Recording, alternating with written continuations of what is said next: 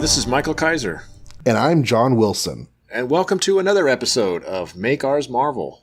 This is episode 8 of the show, where we are picking up our journey through early Marvels in, August? Yeah, August of 1962. Last episode, we covered the issues that came out the first week of August, which was August 2nd. And this is going to be starting with the 2 issues that came out the second week of August, August 9th. And they're both Fantastic Four related. So for at least a little while, we're going to be just basically ripping off the Fantastic Cast. Sorry. Well, you know, they're the trailblazers. We're just following along. They have done 17 issues, or 17 years. I was going to say, that's not that many. Right. So, wow. What issue are they up to then, probably? They have passed the end of the Adam Warlock saga. I remember they covered the Marvel 2-in-1 annual from 1975. Wow. So they're in 75 or 76 by now. Wow. Yeah. That's amazing when a podcast lasts, isn't it? Okay. So, yeah, Strange Tales. Do they cover Strange Tales? They did cover Strange Tales. Those poor guys. Well, we're going to cover it too. Right, so we will suffer with them. Yes, they're not alone. And I have to suffer the most on this one because I have to summarize Strange Tales number 102. We open with, for those new to the show, we do this without looking, so that's why I'm pausing, and you can hear like the hamster wheel turning. We open with, like, there's a guy named the Wizard. I don't know if he has a real name. I can't remember, but he's the Wizard. Not in this, he doesn't. Okay, so he is the Wizard, and everybody knows he's the Wizard. He's a famous dude. He's very rich. He's like Bill Gates, but he like invented crazy stuff like the air chair, and he has like a horrible goatee and stuff. So in that respect, he's not Bill Gates, but just very, very rich and very powerful. And he also dabbles in being an escape artist and all this stuff. But none of that's good enough because his genius isn't being challenged until he realizes I should take on the Human Torch. That would be like a nice final chapter from my autobiography, I guess. So how does he do this? Oh, yeah. So he goes and makes a big public display about this new drill he created. And he drills into the ground, and then he purposely makes it look like the ground caves in on him, and then he's going to die. Really, he's fine, and he's going to have like weeks of oxygen and stuff down there. But the whole point was he wanted to create a disaster a la Lois Lane to attract Superman a la the Human Torch. So Torchy shows up, saves him. He's all pretending to be grateful. Let's go back to my place. Goes back to his cool glass tower mansion thingy full of awesome inventions and stuff. And he douses the Torch with fire extinguishers and locks him in a closet. As one does. As one does, yeah. So Torch defeated, but that's not good enough. I'm going to ruin his rep too. So he puts on this like asbestos suit thing with like a technology doohickey thing so that he can like light himself on fire essentially. And then he goes around robbing banks. He like lets prisoners loose from jail.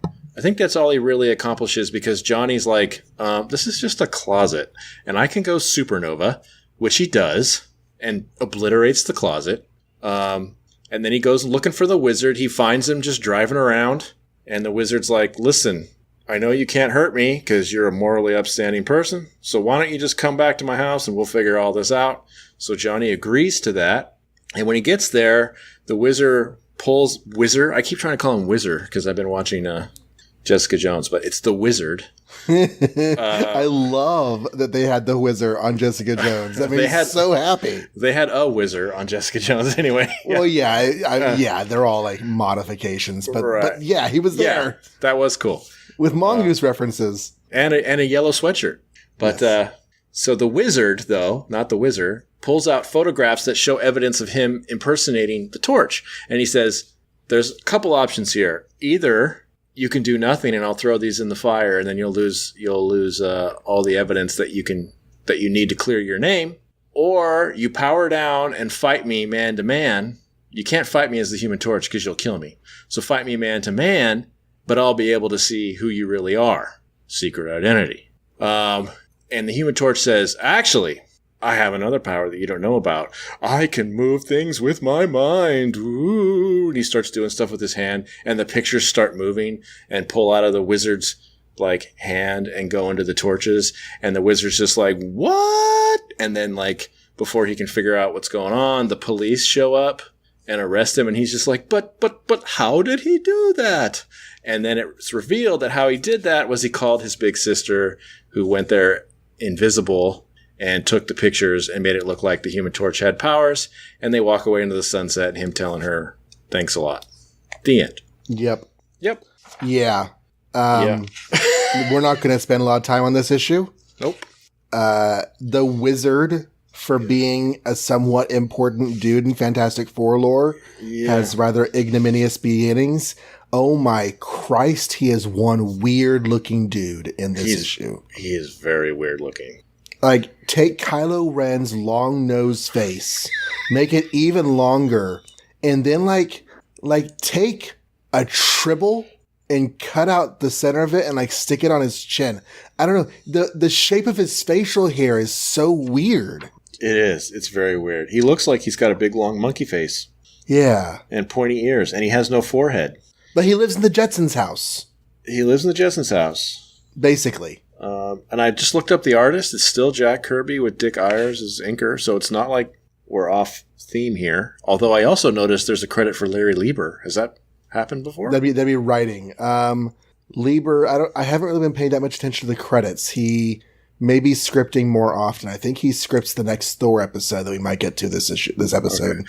So Stan's getting taxed, and he's starting to have people do the dialogue. And honestly, Kirby's getting pencil credits, but he might be doing light pencils. I imagine because he's doing so much. Yeah. Eventually, I think they start calling those breakdowns like right. Like you did the decision making, but you didn't do any detail work. Right. You plotted it out. You broke down the page structures, but you didn't really do the drawing. Right. We made it to page 6. Oh, okay. So the wizard is chilling out, like thinking about how cool he is. And his coolness is that he can be Houdini. He can beat the computer at battle chess on hard mode. Oh, yeah. I forgot about chess. Yeah.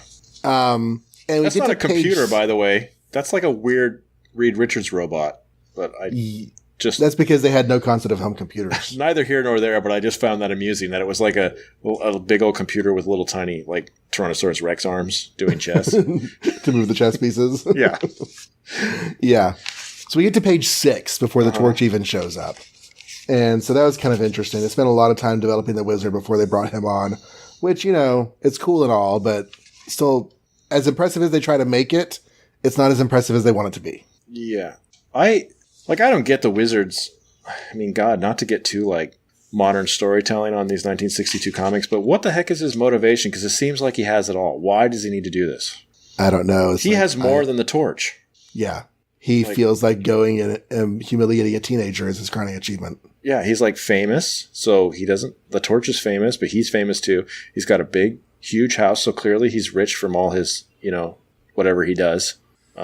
He's invented all these cool things that apparently people like, although really he only says the air chair, and I'm not sure that ever was sold at Target. But I do like your name for it, though. That's pretty good. The air chair? Yeah. Isn't that what it is, literally, or did I mess that up? No, that's a cool name. Oh, yeah, he calls it the air chair. Does he call it the air chair? Yeah. Okay, air - chair. I didn't know. I didn't remember that, and I was going to give you credit. Okay, I'll take it. Mine's without a hyphen. Or somebody else tries to take it and like make it cool, like just the word chair but with a capital A, so it looks like chair. So on page 7 or 8, whichever one you want to go to, when he attacks the torch, and with what does he use? Well, he says it's a 3D photography camera, and like what I'm imagining is that he tells the torch it's 3D photography. They're just like, oh, I've never had a 3D picture taken. And I imagine the wizard like mentally laughing. He thinks 3D photography is a thing. Yeah. And then side note, I should invent 3D photography. Right. That's such worthwhile. That's how Marvel works. But anyway, yeah, he uses like fire extinguisher on him, but you'll notice that he doesn't lose flame on his head. Right. Right? Because obviously secret identity. So later in the issue, why doesn't he just go back to this? Oh, is that your punchline? Sorry. That's what I'm going to say. It's like they're setting up that he can be flameless enough to fight somebody without catching them on fire. But then the whole thing, the whole conceit at the end of the story is you have to deflame completely in order to fight me and not kill me, but I'll know your secret identity. It's like, so forget about consistency across the course of the series and the universe. No, right. We don't even have consistency within this issue. Right. And I still don't really love the way they portray Johnny yet, the whole faceless thing. I don't know. It takes away some of his character somehow. You like him having like fire eyes and fire mouth in his face? I'm looking forward to when someone finally figures that out. Like, he still looks like Jim Hammond right now. Well, he's in a lot of the shots, he's a red figure with yellow flames coming off. Right. He's less of like fire shaped like a human. No, he's that's more true. like he's more of a red human now with so they are refining it. It is a process. Yeah, instead of like Alex Ross, Marvel's cover number 1 where it looks like a guy literally on fire, he's like a red guy with lots of black lines to indicate that's fire. Mm-hmm. But they're still not giving him facial features, so he has no real expression. He's like the Question. He's flying around like the Question, essentially. So Johnny calls his sister for help. Yeah, I like that a lot. I like that he calls his sister. Well, I like that Johnny as a character calls his sister. I don't like that this solo series for a superhero, he's already having to rely on other people for help, and he's going to do that a lot over the course of the series. Well, they had Thing make a random and pointless cameo in the last issue. Mm-hmm. So it's like they're just trying to make sure the Fantastic Four shows up in this solo TV show so that they get ratings, I guess, but it's weird because you don't know they're going to show up when you get the issue. That's a good point. Yeah. So why are they even there? Yeah. But when they do get to the part where Sue's involved, it's all very convenient. Like, there was no way Johnny could have known ahead of time how this was going to play out. He's like, Sue, just be there, in case I need you. Yeah. And then maybe he's just hoping she'll take the hint when he starts doing the googly magic thing. I can imagine Sue rolling her eyes. Oh, yeah. Whenever he's waving it. It's like, oh, yeah. Oh, come on, Johnny. But she takes the pictures and everything else. And well, maybe the backup plan was she just punches him in the face and he falls over because it's not like he's superpowered or anything. That's true. But I love that she shows up. I like Sue Storm. I guess I'm kind of like have a huge crush on her. I'll just have to admit it because for some reason she works for me. Even these early issues, like she's like the sane person amongst the craziness, Mm-hmm. And I like that she plays the role of the big sister. Like this to her is just like on her way to Starbucks or something. This isn't even that big a deal. Let me just help out my baby brother real fast and then get back to what I was doing. Okay, I can see it like that. That does work for me. I don't know. I thought that was fun. I think it's probably it's a better moment. It's a better character beat for Sue than it is for Johnny. Yeah. Or at least it's, a character beat, which is nice because so far the last 2 issues have been secret identity problems and being a superhero problem. So it's nice that, by the way, I'm a member of a family and I have a sister. And do they talk about them living together, don't they? Is that in the beginning? When he calls her or at the beginning, maybe?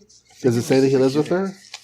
I swear it said that somewhere, but maybe I'm imagining things. I'm trying to find where he makes the phone call. I don't think that shows that. Oh, yeah. Page 6. When the wizard pretends to be stuck in the ground, they're watching TV, the two of them together at home. In the home of Johnny and Sue Storm. Yeah. Okay. So everybody knows that she's Invisible Woman, and she lives with her kid brother, who nobody knows is the Torch. Yeah.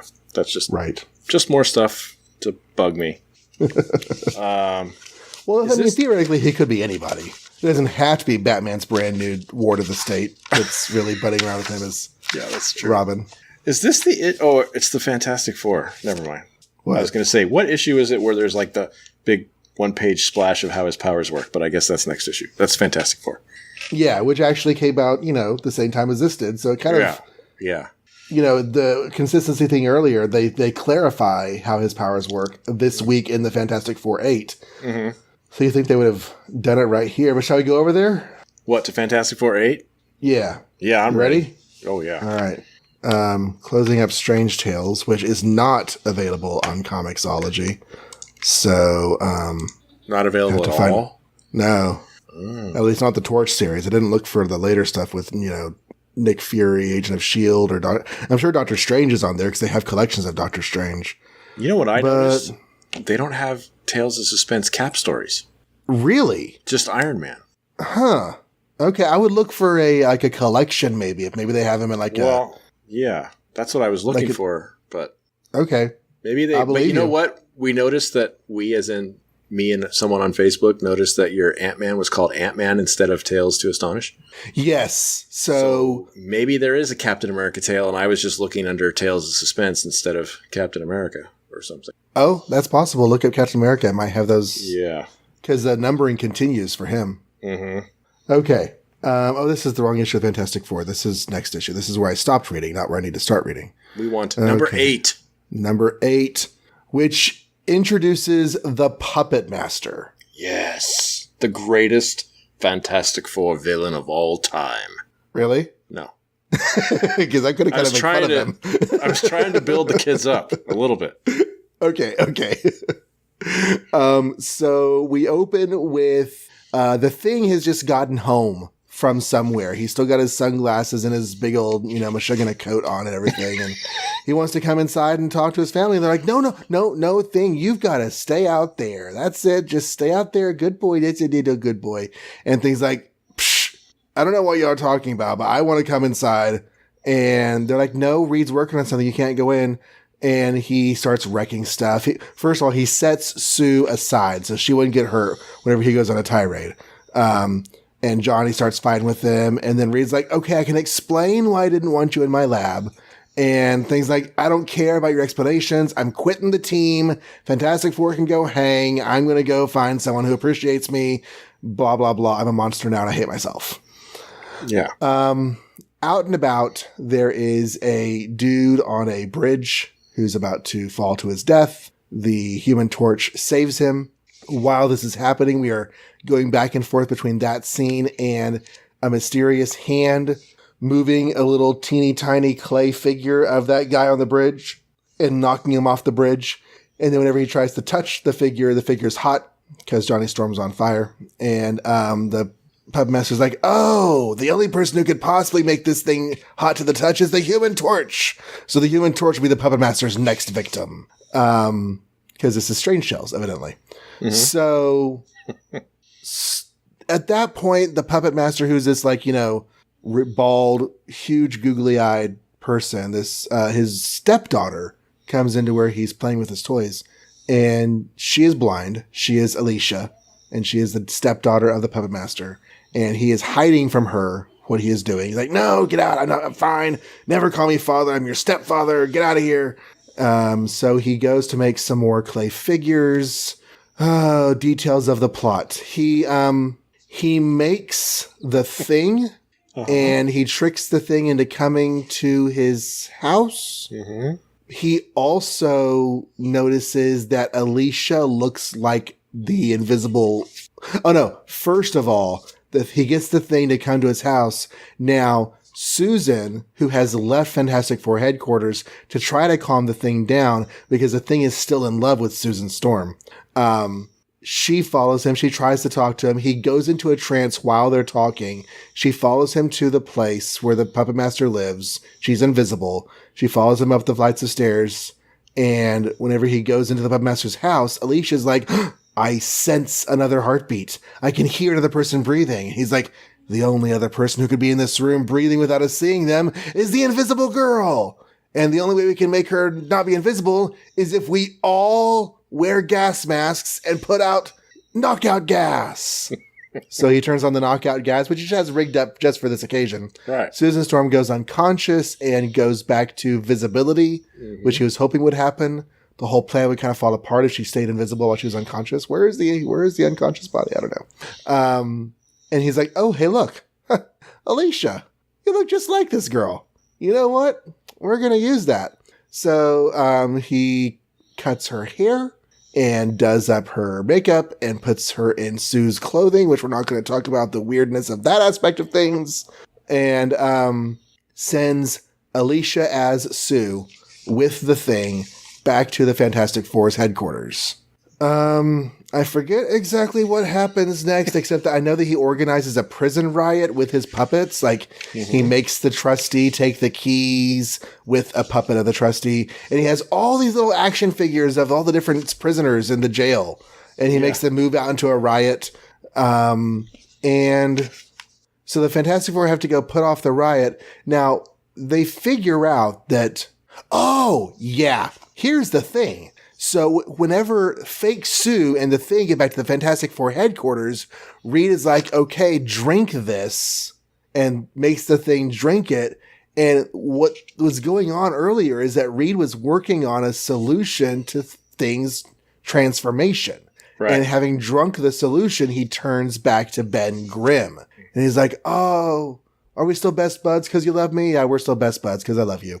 And then Reed realizes, hey, wait, this isn't Sue. This is some girl dressed like Sue. And she tells him about her stepfather, and they go put out the prison riot. And then back at the Puppet Master's house, he has made his greatest puppet of all, which is himself dressed up in king's robes and a crown. And he's like, I'm king of the world now. And she's like, no, you're not king of the world. And she knocks the puppet out of his hand. He runs to get the puppet. He trips over her hand and falls out the window. And they're like, oh no, we'll never know what really happened to the Puppet Master. And the last shot is the puppet fallen over on the floor. And somewhere in there was a chase scene involving giant robots that he was mentally controlling as puppets. And there was another winged horse, because winged horses are a thing this month for Jack and Stan. But yeah. And then the last panel, after the last panel, is Alicia saying, oh, no, he tripped over me and fell out the window. That's what happened to him. Right. So you know when it takes a long time to summarize a plot, it's when it's a horrible plot. Because I'm listening to you and it's like, he's not wrong, but like, this is just so meandering and all over the place. It's like, that is how it happened. The best stuff in the issue is all the stuff that doesn't have the Puppet Master in it. Yeah. You have the stuff of Fantastic Four headquarters with the fight and Thing getting his feelings hurt, coming back, being turned back into Ben Grimm. You have them finding out Alicia and realizing that she's in trouble and that she looks like Sue. The biggest kicker is that she kind of hints at having a thing for Ben. And whenever he's human, he hugs her and says it's going to be okay. And she's like, I think you're the same person, but it's different. And then while he's holding her, he transforms back into the Thing. And she's like, oh, that's the man I met earlier. That's the strong, gentle soul, or whatever it is that she says. So one clarification to your summary is he didn't say, hey, Ben, drink this. Ben came home, tried to kill them because he's under the Puppet Master's control. And he smashes the serum or the formula, and it goes all over him. And then later, when he changes back, he says, oh, I think once this formula dries off, it stops working. So we will see if this formula thing, like, comes back. Like, if he just lotions himself every day, will he stay Ben? Right. Or do they never address again that kind of worked, but kind of didn't? It's a little bit weird that we're here in Fantastic Four, because, like, for our first couple episodes, this was such a Fantastic Four heavy show. Mm-hmm. But now it's been a while since we were here. Yeah. And the Puppet Master feels like a really important Fantastic Four villain, but I'm wondering if maybe he's just important for bringing in Alicia. It could be. I don't know that I've ever really read any legit. I'm trying to think if Puppet Master was ever in the Byrne stuff, because that's mostly the Fantastic Four I've read, like with any sort of consistency. Mm-hmm. I want to say he was, but I don't remember what the plot was. But it seems to me that, you know, as far as Rogues Gallery go, the Fantastic Four have the Puppet Master in their gallery quite often. So he must do something better than this. Yeah. I just don't know what it is. This is silliness. So the other thing is, like, he doesn't just make puppets. He makes puppets made of some radioactive clay that he just found. Right. He found radioactive clay. It doesn't say where. It doesn't say if anybody playing with this clay could make this happen or if it's him. I feel like maybe in future issues they'll just say, no, never mind, he was a mutant or something like that. Mm-hmm. I want to know what the heck is wrong with Alicia's mom that she married this guy. Because he is the creep-tastic-y looking creepiest dude Okay. Ugly people need love too. Okay, ugly people need love, but creepy serial killer. Like, I don't know. Most people probably know what the Puppet Master looks like, but how would we describe him if you don't? He's short, bald. He's got very thin, huge eyes with eyelashes, like individual eyelashes, like pretty I'm a girl eyelashes, and really thin lips, and a really creepy smile that goes across his entire face. He looks like an evil doll. I was about to say the exact same thing. He looks like a doll head, which makes sense. Body. Puppet Master, right? But not all artists will draw him this inhuman looking. Mm-hmm. There are some. I think Don Heck does some Puppet Master work in the later '60s, where he just looks like a bald dude. Yeah. There's not really anything to distinguish him from anyone else.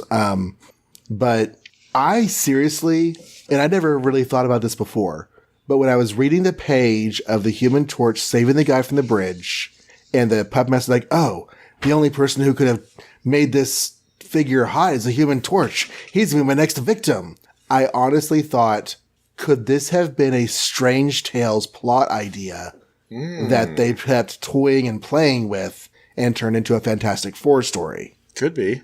And now that you were saying I don't know how much Fantastic Four or he's in, I went and looked at his appearances. And he's going to be in 3 issues of Strange Tales before that run ends. Oh, wow. So, yeah, he kind of is a Strange Tales bad guy who's in a Fantastic Four story. I think like the biggest detriment to the story is that he doesn't seem consistent as far as how he works. Oh, yeah. His powers are the kind of thing that look really cool and are really neat surface level thought. But as soon as you put any concentration to how does this work, it falls apart. Like, it clearly establishes he plays with radioactive clay. He makes a puppet of John Wilson, and then he can do whatever he wants. He can make John Wilson wave. I don't even know if he has to physically move them or not, although he does love his models. Like, everything has to have a model. So that seems like any plot that he comes up with, he's going to have to take his time. He can't just do anything on the fly. If he has to recreate an entire prison to have a prison break, that would suck. I don't know if he really has to do that or if he's just doing that. Like when he's holding Sue and he makes her trip, did he actually like push the doll over or does he just will her to trip and she trips, you know? I think we saw him like pinch the feet of the doll and her feet got pinched together as she was running. Right. That's why she fell. Okay, you're right. That's exactly what he said. In the prison riot though, does he make individual figures for every single prisoner? Right. Or is there some sort of like crowd control? Right. And does he have to know what they all look like? And like things like making the thing come to his house. Like, what does he do? Does he make create a Fantastic Four building and then go do and have him like walk to his like little fake apartment, or does he just hold the things thing? Whoops, sorry everybody. Does he hold the thing's puppet and then just will him to come? Because the thing was like in a trance. Like he wasn't just physically forced to move there. He was like mentally under a spell. Mm-hmm. And then later on, in the part that I kind of glossed over, whenever has the giant robot attacking the Fantastic Four and he's flying away on the giant mechanical horse, he calls them mentally controlled puppets. Okay. So that's where the inconsistency comes in even more so. We were slamming on the parts that I already think are consistent, sadly. The parts that I think are inconsistent are all of a sudden he now has giant robots and giant flying horse robots. And they're not even puppets. They're actual things that he is somehow mentally controlling, but not with a puppet. Where'd those come from? Did he make those? He must have. Well, I guess, because he calls them puppets. That's a whole lot of clay, though, right? They look metal. They do. They have rivets. So that was weird. And then the biggest inconsistency is he makes a puppet of himself and declares himself king and has all these fantasies about being king. And it's like, but that's not how your power works. Well, see, I think I actually read that and I hadn't, and I saw a lot in this comic I hadn't really seen before. And some of it is the not liking aspects. But I read this as I've returned in order to manipulate my greatest puppet of all. And he goes over and he grabs a puppet of himself as king. And he says, I wish you could see it, Alicia. It is a small figure of me as the ruler of all the world. Okay. So, but do you think he's just being creepy here and playing with toys? Or do you think that somehow he can hold a toy of himself and will that to happen, even though really what he would have to do is control everybody else into thinking he's king?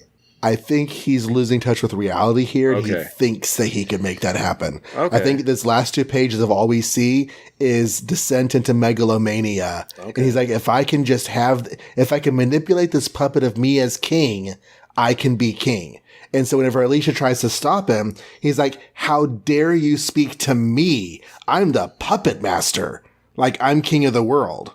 Okay, I'm down with that one. When I read it, it was like, well, this is just silly and even more inconsistent than giant robots. But I'm cool with him going crazy because he does look crazy. Mm-hmm.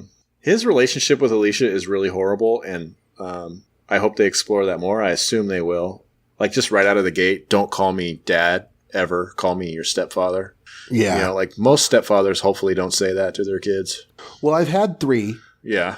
One hated me because I reminded him of my dad. Okay. One, they were only married briefly. I didn't really know him very well. And he spent a lot of that time in jail. The third, the man who my mom's married to for like a couple of decades now, I think he would have been proud to have me consider him as my father. Right. That never happened, and our relationship never went that direction. Mm-hmm. But it just goes to show that stepfathers come in all kinds. So this guy is terrible. Right. It's kind of like he keeps her opposite. Around. He does. He keeps her around, kind of like Harry Potter. Yeah. Yeah. She can't really do anything because she's blind. So I guess, well, that was really mean of me. For all I know, she could do whatever she wants. But maybe I assume that she was kind of a kept person because of her disability.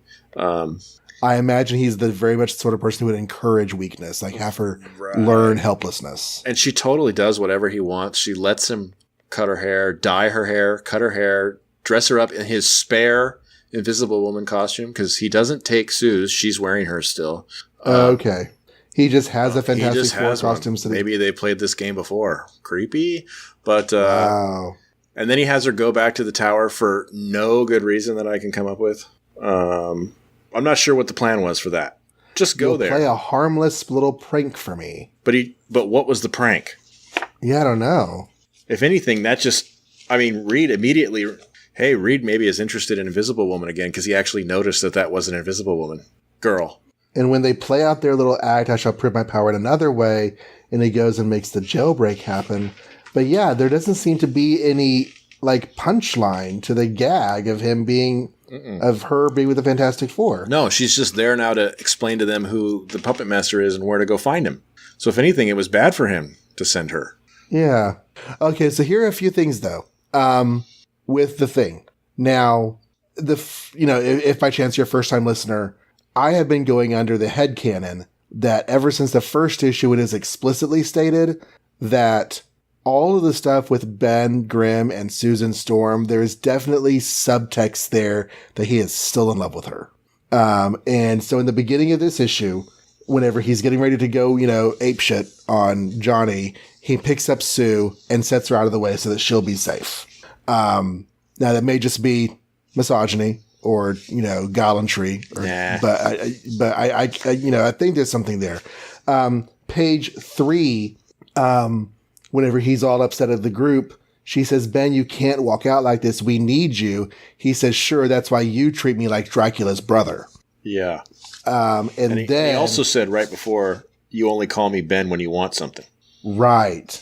And Get Lost, sister, save that sob stuff for Reed. He eats it up. There's that jealousy going on. Yeah. He likes this woman, can't have her, and he's upset about it again because he's, his life is, honestly, Ben Grimm's life is shit right now. Yeah. And so later in the story, whenever Alicia is there, they use, first of all, they're using the fact that Jack Kirby can't draw different faces very well. For women especially, as part of the plot, which I think is hilarious. Yeah. But using the fact that Alicia looks like Sue. Uh-huh. And now Ben Grimm starts to develop a thing for Alicia. She certainly has one for him, but because she looks like Susan, I think is a big part of it. Does he say that though? Because what's funny to me is like it fools nobody. Like immediately after they deal with the Thing trying to kill them, the first thing Reed says is, "That girl, that's not Sue." Well, I think it's funny because like it takes him that long to get there. Like, Well, he was being punched and stuff before that, so they didn't really have Yeah, a that's chance true. to look at her. well, I don't know because in page 9, when Thing is under the trance, this woman dressed like Sue with Sue's hair and Sue's face is Yeah. caressing his head. Yeah. And I'm just like, it's like, oh my gosh, this has got to be, if he's at all aware of what's going on around him, this has got to be torture for him. And then the next time we see him talking with Alicia, she's saying, tell me where I am. Who are you? Yeah. He says the poor kid's blind. He immediately takes her in his arms and tries to comfort her. And then they do the whole thing where he changes back to the Thing and she likes it better as the Thing. So I don't know. She senses that he is a powerful person with a tragic but gentle soul, Right. which is cool. She really has no other character except for that so far. At this point, yeah, they're going to do some other stuff with her later, but at this point, she is just the tragic stepdaughter of the villain. Who's going to love the Thing?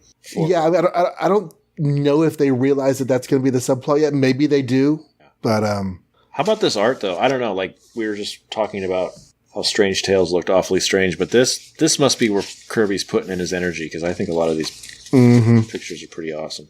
yeah, his art throughout this is really, really great. And then there's this thing that I alluded to in the wrong issue. Where is it now? The one-page how Human Torch's power works. Before we get that, just have one or two other thoughts. Reed trying to fix Ben. This is our actual first glimpse of him trying actively to do that. Yeah. And I was reminded of Superman and Kandor and how we don't actually see Superman make efforts to save Kandor. He always says he will. One day I'll figure that out. But we never actually see him try anything. Because if he does and fails, then how super could he be? Right. So with Reed, it's like if he tries and continues to fail, how smart could he be? And at the very end of the story, whenever he falls out the window, the implication is that he died, but they don't actually say that on screen. There's like, oh, he fell out the window. And this could only be a 2-story fall. Like I looked through to figure out how high their window was, and the only indication we have is the Thing is coming up the stairs at one point. You can see another staircase in the background. So this might only be a 2-story fall, which will be enough to hurt him, but not enough to kill him. I don't know. He's going head first, though. Yeah, I fell out of a 2nd-story window when I was a baby. Oh, babies are bendy, though. Yeah. So I bounced. He probably got hurt. Yeah, he is a fragile little puppet guy. So I don't know. Yeah, obviously he doesn't die because he comes back. So, but I always thought this was like he dies at the end of the story and they just ignore that later. I'm just saying, like, just going strictly by what's on the page. Yeah, they don't have to conclude that he died. But then we get to the torch pinup. Yeah, and I don't even know what I want to say about it other than I thought it was cool that they dedicated time and energy to explaining some nonsense. We get a little bit of unstable molecules description, like how that actually kind of sort of works in a way that doesn't make any sense. The thing that stuck out to me the most is he automatically deflames when you touch him, it says. Mm-hmm. That's not good. So all you have to do is like walk up and touch him and he can... Yeah. He says, when touching another human being, I automatically turn off the flame of the part of my body which is establishing contact.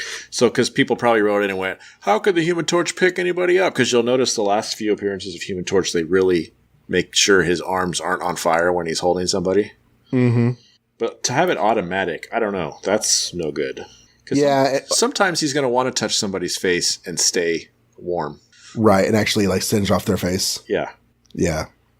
I don't know. I also thought that like they talk about his bedroom down there, so I felt like a little bit of Strange Tales was sort of seeping into the Fantastic Four here. Yeah, and how every night he hoses it down with a chemical vapor that prevents things catching on fire, I guess. So like he has so little control, he can't just hang out in his room without worrying about catching it on fire, I guess. Yeah.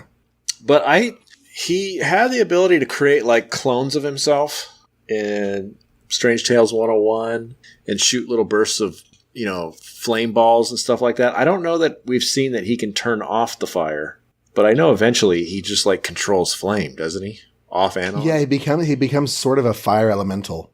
Right. So at some point, like this whole asbestos thing can just go away because if he accidentally caught his bed on fire, he could also turn it off. Right, just pull the fire back into himself or something. Yeah. So interesting. But yeah, I like this story and this issue a lot more than Kurgo, but I think Puppet Master is really kind of silly. And all the stuff with him in this is inconsistent and silly. But I like Alicia.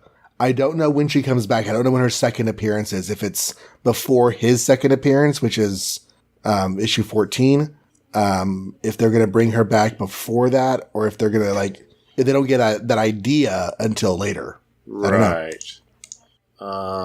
She comes in Fantastic Four number 9, according to Mike's Amazing World of DC. Oh, so she is definitely brought in here as a love interest and supporting character because she'll be back next issue. Okay. Now, what's interesting is Mike's Amazing World of DC has never had Marvel characters before, so now all of a sudden they're showing up. There's only 3 appearances for Alicia on here, so he's probably working his way through the years. Maybe. So I got 8, 9, and 10 she's going to be in. Whether she continues after that, I don't know.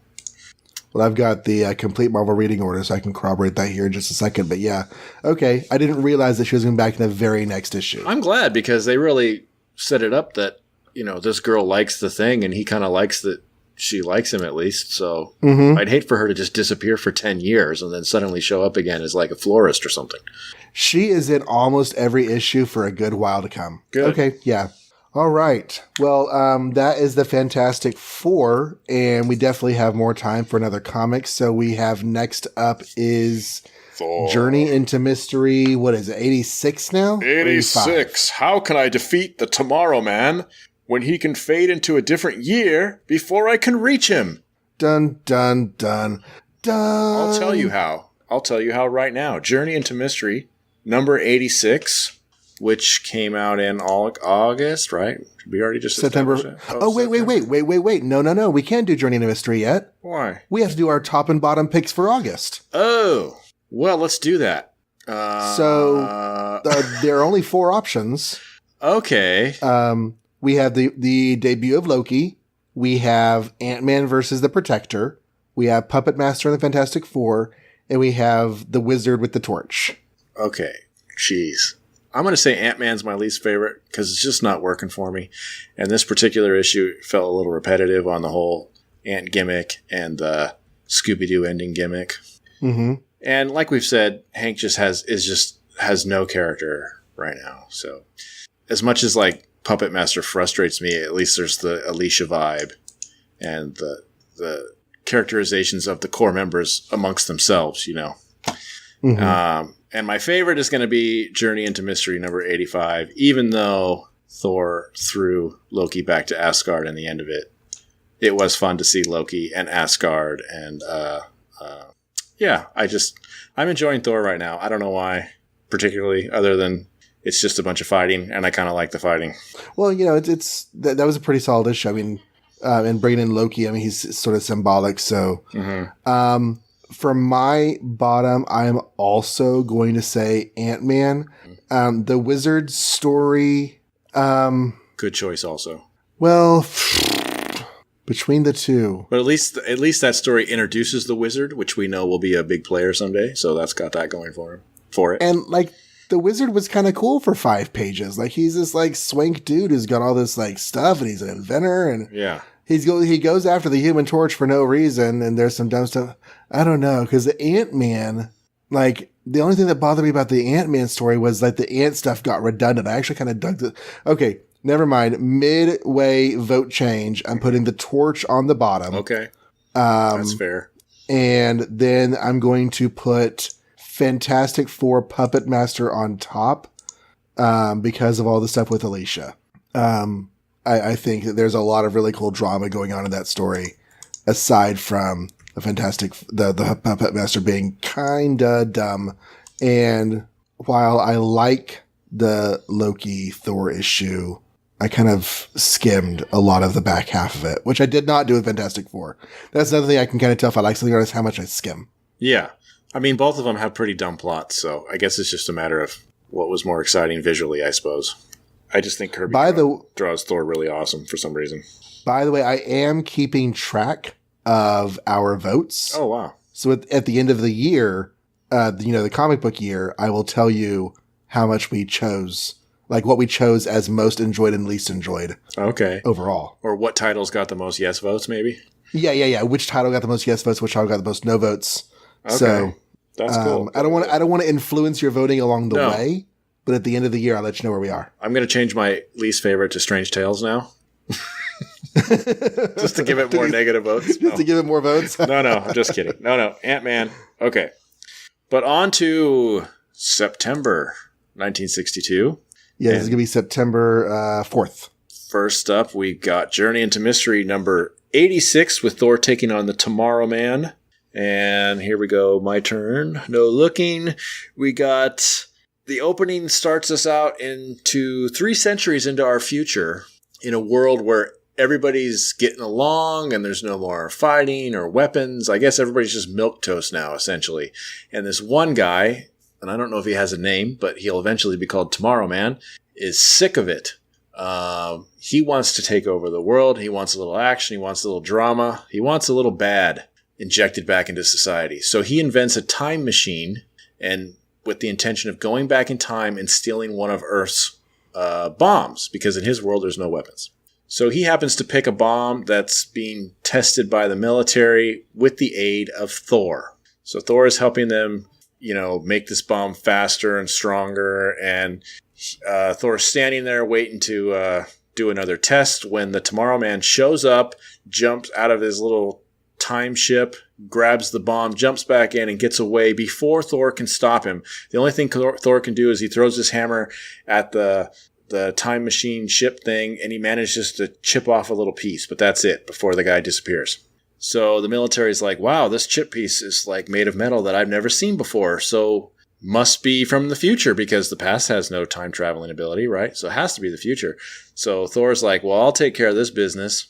And he goes to the top of a mountain and starts a choreographed thunderstorm of some type and says, Father, hear me. And then like Mufasa shows up in the clouds and says, my son. No, Odin shows up in the clouds and says, my son, what can I do for you?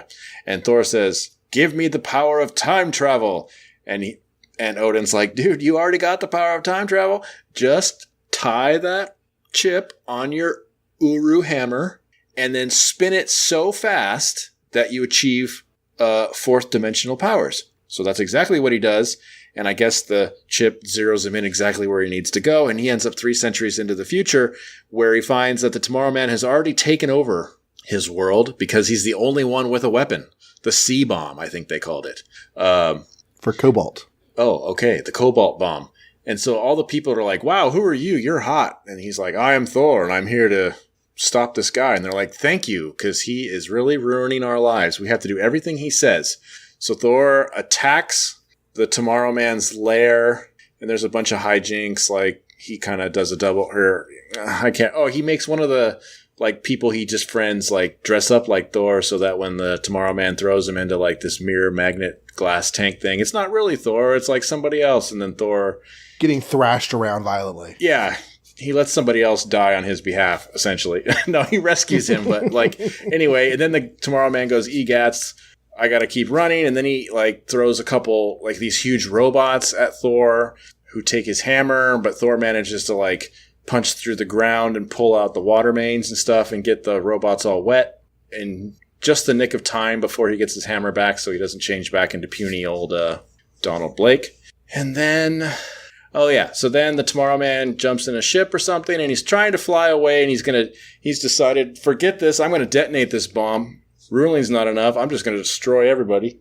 And Thor taps his hammer and creates bad weather and makes the ship like fly all over the place and jump upside down and crash. Essentially, before it crashes, the bomb falls out and Thor catches it. And the Tomorrow Man is so jumbled when he comes out, he can't even remember who he is. And then Thor goes back to his own time, gives them the bomb, and then goes back to work as Donald Blake, where Jane Foster says, did you see the news and how Thor is so awesome and you're not? And Donald's like, well, it depends on what you read, or something like that. Something like that. Something like that. Then George Reeves winks to the audience. The end. Don Blake. Yeah. So I remember this issue back when I was doing the Avengers Inspiration show with Lily when she was younger.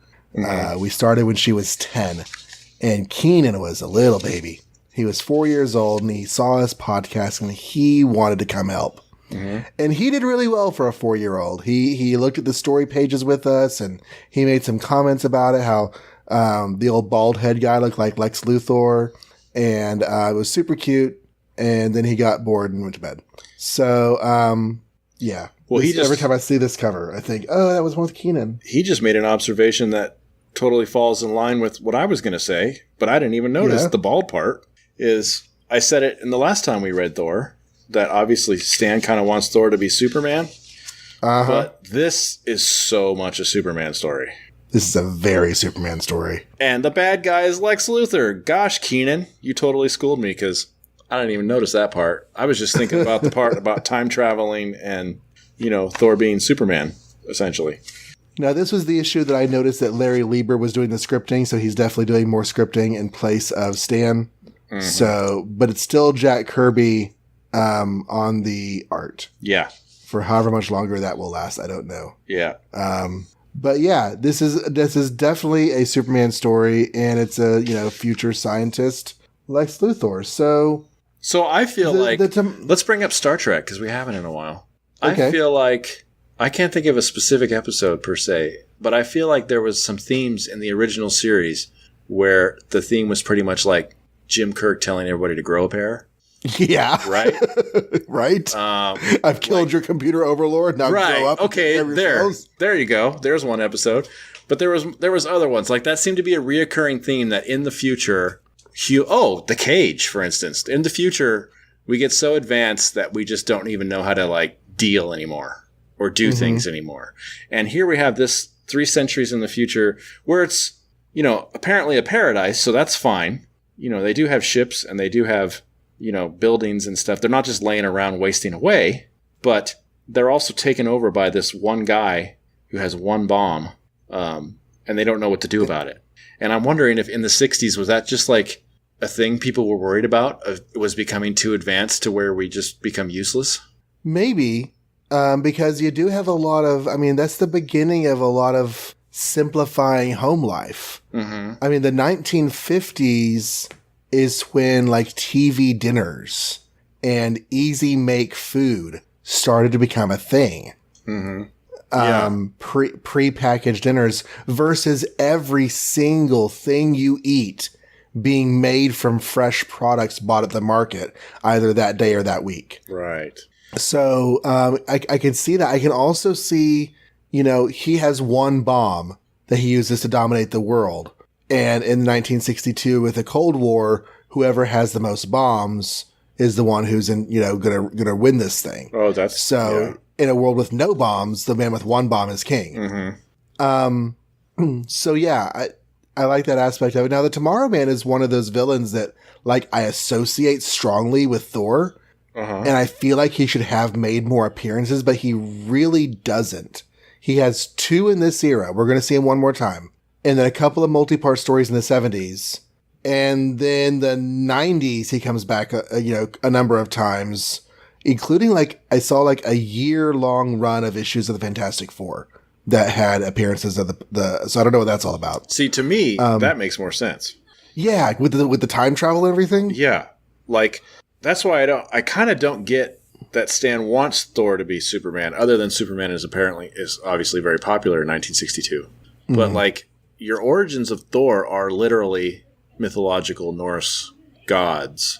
So this story seems in a way it doesn't quite play with this character the way it would if it was the Fantastic Four or anybody, or Iron Man even, or anybody with a science background of some kind would be more interesting in terms of traveling. Actually, I think he even says, I've constructed the first time machine, and I immediately thought, yeah, well, what about Doctor Doom and Fantastic Four? So, that works for the Fantastic Four, traveling in time. And it's I feel like Thor traveling in time and Thor helping the government test bullets or test rockets, because he wants to make sure. What does he say? It's so Superman worded. I want to be happy to play my part in keeping the free world strong and secure against the forces of tyranny.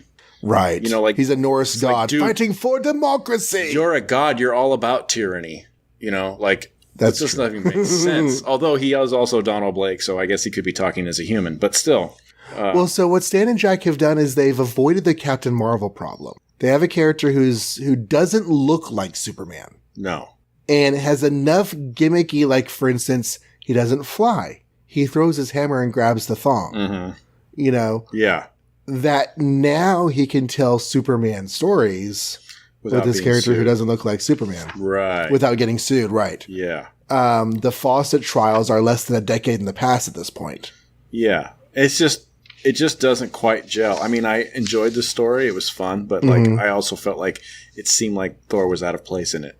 Yeah. He's the last person that I would send to the future to fix the timeline or whatever. That's like a Flash story or a Superman story. Fantastic Four works. I don't know. Well, Thor, I mean, okay, so Thor is going to have a lot of sci-fi stuff going on with him. He does go into space for long stretches at a time. Mm-hmm. So, well, you could argue, and the MCU kind of argues this, that Asgard is just technologically so advanced they seem like gods. right. So that kind I of think they makes do sense. keep the mythological aspect in the comics, but yeah, they kind of play with it to the extent where it doesn't really, it's almost an in name only sometimes. Right. And And speaking of, he calls his dad in this issue. Like, yes. this is our first indication of Thor having communication with his father. And he knows how to do it. Right. So again, Or he just tries something. well, that's he tries one thing and it works. I guess he doesn't really do anything specific. I thought for some reason I thought it described it like as a specific ritual, but he just makes it rain and then says, "Look, it's your son Thor. Come help me." So I guess he doesn't really do anything particularly. But, He calls the storm and then just cries out to his dad. yeah, and his dad oddly doesn't say like, "Where have you been?" or Right. anything. Because he has been gone from Asgard for some time, like we said last time we talked about Thor. Last episode? I don't know, but we also said that Odin probably knows where he's been, so that makes that works. That seems consistent. Yeah. So reading through this story, and I don't have a whole lot of specific comments, but No. since it is a time travel story, as I was reading through, first of all, there's a part on page 7, the bottom row, where Zarko's like, "Guards, seize that," and his name is Zarko, by the way. They do that name. Okay. "Guards, seize that man." And then one guy's like, do we still have to listen to this jerk? And the other guy's like, I guess so. Yeah. He's going to kill us if we don't. I mean, so. we don't have guns or anything, but sure, let's go after him. Right. There's the part where Thor is running and there's a shadowy figure behind him. Mm-hmm. And I was reading this, I had forgotten how this actually played out. I was hoping that would be like another Thor from slightly later in the timeline. Oh my god. That is came exactly back and what I helped was himself. thinking. Yeah? Yes. And it's not that cool. No. It doesn't do that. It's just some dude pretending to be Thor who gets bashed around the building. Yeah, welcome to my room of magnetic mirrors. And then he just gets thrown around. The miracles of magnetism. Mm-hmm. He shoots Thor with a Delta electron gun, which will send you into another dimension from which you can never escape. Mm-hmm. And Thor blows really hard. So you know what pierces dimensions? Big wind. he also blew really hard in 85. That sounds really horrible. But in number 85, I forgot to say Loki tried to throw a tarp on him or something. Uh-huh. And I thought when I saw the panel, he was using his power of the weather to blow it off him. But then if you look, his cheeks are all puffed and he's literally just blowing the thing off him. Just blowing. And so it's Thor now has super breath. Like the giant cloud people who blow the wind in cartoons and whatever. Or That's Superman. Thor. Yeah. Or Superman. He is using his super breath. You're right. Yeah. And on page 10, whenever one of the robots grabs his hammer, he has a minute to figure out what he's going to do. So what he does, like you described, he tears up the floor, finds the water main. Luckily, it's right there. It could have not been right there. Yeah. And he sprays the robots with water. Yeah. What would have been better, he could have filled just as many panels. It would have been visually more gratifying is if he grabbed one of those robots by the feet, swung it around in circles and threw it at the one that had his hammer. Right. And the hammer falls on the ground and he picks it up. I will say that I agree with you. I thought it would have been way cooler if he just beat them without his hammer because he's super strong and why the heck can't he? Right. But I will say that I do like the countdown. I thought that was pretty cool. The 10's countdown was a nice touch. Yes. It actually made me feel a little, I'm not going to say a lot of pressure because it was just a comic book and whatever, but I did feel, it did make it feel a little more important that he get this done by the time they got to 3, 2, 1. And also I thought, here's the whole elevator argument again, because a robot lifted his hammer. Oh, yeah. But we haven't established that it has to be a worthy thing. So obviously this robot is just as strong as Thor, you could argue, in 1962. Right. Or if it is a worthy thing, which will be retconned into later, you could argue that, put Thor's hammer in an elevator. Elevator still goes up. Elevator's not worthy. Yeah. So it's a robot thing. Maybe the Vision is just a robot thing. It's a robot thing. The Vision, well, it's different for, I don't know, because the Vision seems to have a soul. The Vision seems to be a person. Yeah, true. I don't know. Yeah. But I like the idea of the Vision being worthy. I don't know why I like that. He's not that pure in the comics. He's just a cool character. Well, he wasn't created by Thor in the comics either, so maybe that has something to do with it. It's like his baby. But this was a fun issue. This was, of all the Thor issues we've had so far, I really liked this one. Yeah, I did too. I'm not gonna say more than the others, but this was good.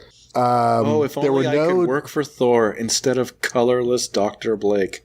Are we allowed to say colorless? I hate you so much. Yeah, she's so horrible.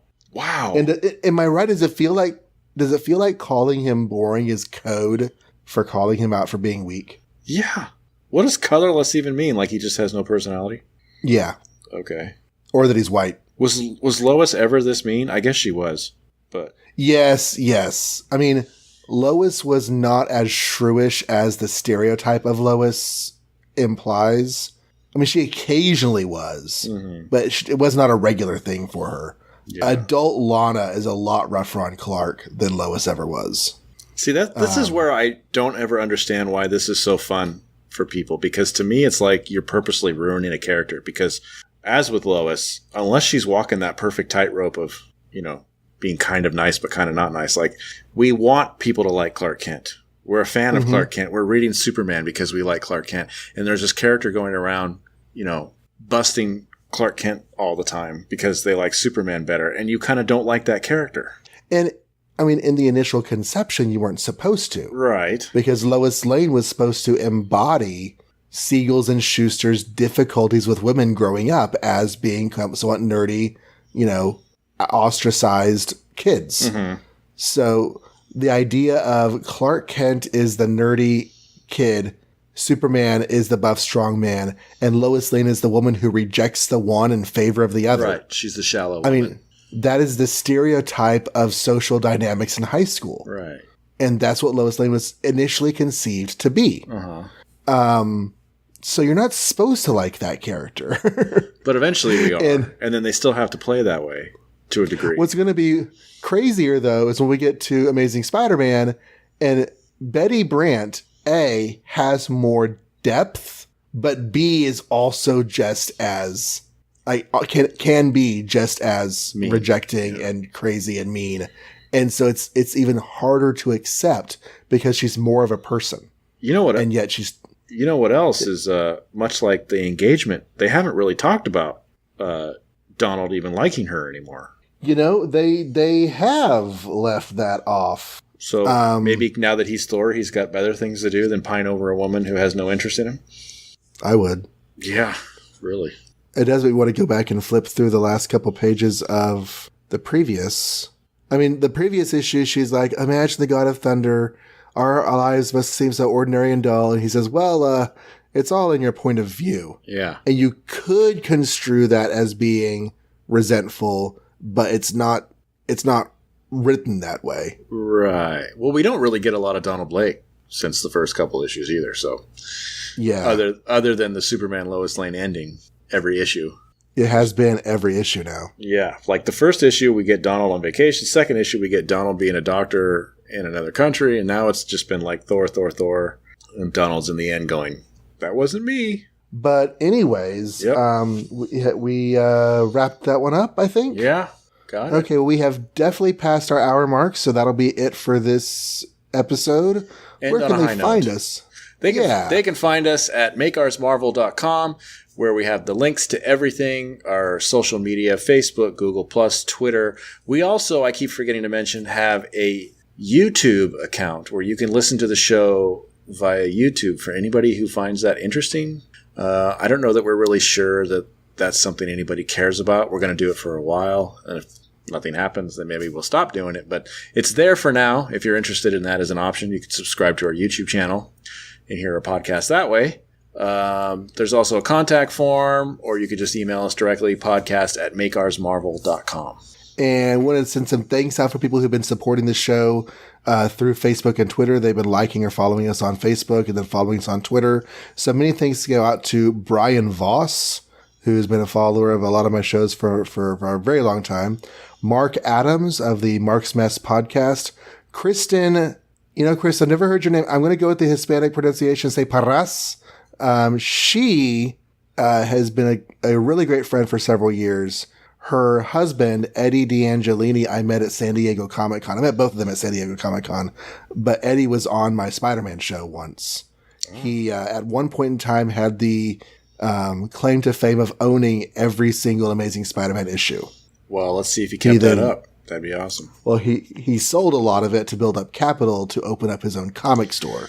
So they are now the joint owners of Heidi Ho Comics in, I think, San Diego or somewhere over in California. Also, Sean Strawbridge, Michael Scudderlo, Gautam Shioran, Douglas Meacham, Scott McElroy. They are all following us or liking us on Facebook. And over on Twitter, we have A. Han and the Hammer Strikes podcast, which you would think would be a Thor podcast, but it's not. What? It's like Hammer Films. Oh, that would be interesting. Yeah. I don't think I've ever seen those. If I'm wrong, then I apologize, but his Twitter handle says the Hammer Strikes random geeky stuff. I think he has like several different podcasts on his website. The Two True Freaks network of podcasts. Thank you for giving us your support. Between the Pages, Ed Moore, who also has his own Thorcast, the Mighty Thorcast, that he does with his wife. Retropolis Tees, a t-shirt company, has followed us on Twitter. I wonder if they're going to withdraw that follow at some point. Thomas Ellsby, my daughter Lily Wilson followed us on Twitter, and Dallin Baumgarten, who is a professional musician and a comic book nerd. And yes, so thank you all of you for your support on the Facebooks and the Twitters. Anytime you share out or retweet our links to our stuff, we very much appreciate it. Yeah.